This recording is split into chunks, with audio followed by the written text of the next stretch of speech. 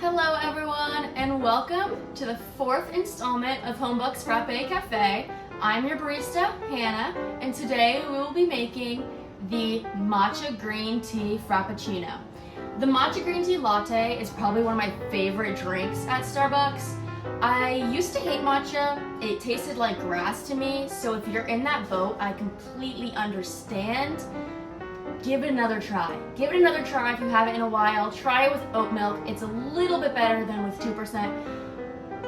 Trust me, matcha hits.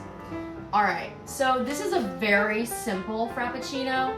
It only has 4 ingredients, which one of them is whipped cream, so that's not technically an ingredient. But anyway, I am going to be using the Jade Leaf Matcha Powder. This is from Walmart.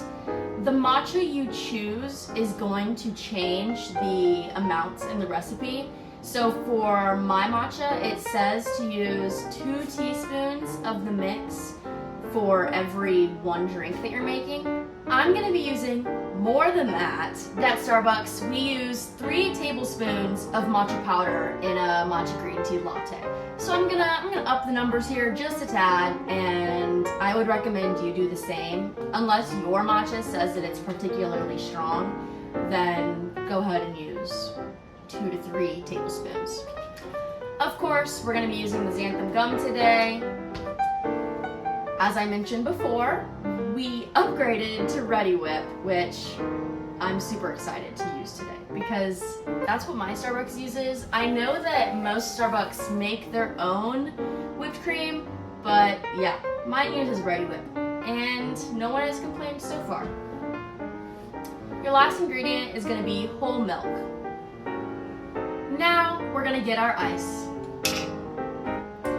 I opted for slightly less ice this round since we will be using powder and 0 espresso, so we don't want it to be too solid. You still want to be able to drink it with a straw rather than a spoon. And now, transfer your mix.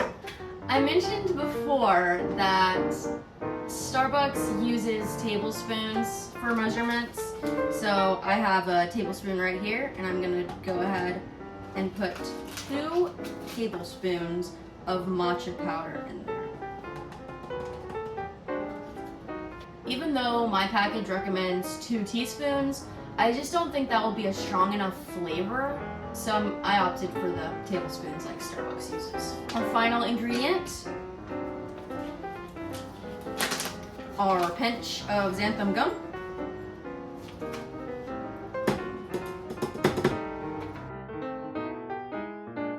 It's time to blend. You're going to want to blend for 1 minute to 2 minutes. As you can see here, I got pretty confused because it looked like it wasn't blending at all, but after about 1 minute it came through.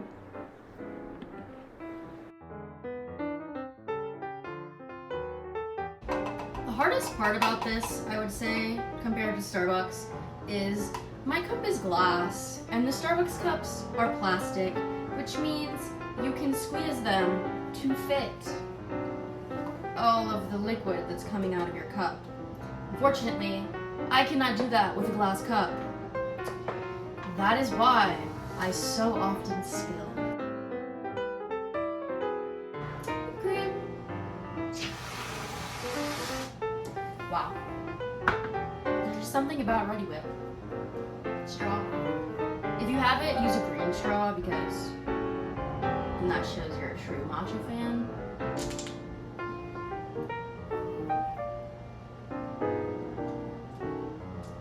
I love it. It tastes like a matcha latte, and I love matcha lattes. I'm gonna rate this Matcha Green Tea Frappuccino a 10 out of 10. It tastes exactly like the Starbucks one, hands down. And I would know because I work at Starbucks.